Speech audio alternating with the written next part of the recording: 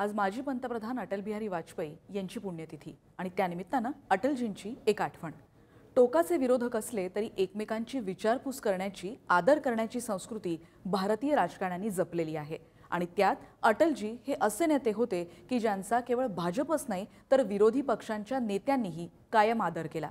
ही गोष्ट आहे 1984 ते 1989च्या काळातली, जेव्हा राजीव गांधी देशाचे पंतप्रधान होते।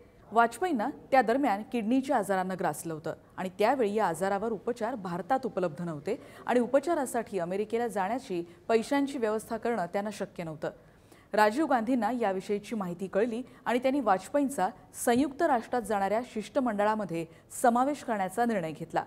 वाजपेयी तिथे शिष्टमंडळाचे सदस्य म्हणून गेले आणि त्यांच्यावर उपचार करण्यात आले। उपचारांचा सर्व खर्च सरकारने उचलला आणि त्यामुळेच मी पूर्णपणे सावरलो अशी आठवण वाजपेयींनी सांगितली होती। अमेरिकेतून उपचार घेऊन वाजपेयी सुखरूप भारतात परतले, पण राजीव गांधी किंवा वाजपेयी या दोघांनीही ही बाब कोणालाही सांगितली नव्हती। 1991 मध्ये माजी पंतप्रधान राजीव गांधी यांची हत्या झाली तेव्हा वाजपेयी अत्यंत भावुक झाले। तेव्हा त्यांनी ही आठवण सांगितली। मी आज जिवंत आहे तर ते राजीव गांधींमुळेच, अशा शब्दात त्यांनी ही अनमोल आठवण तेव्हा पत्रकारांना सांगितली होती।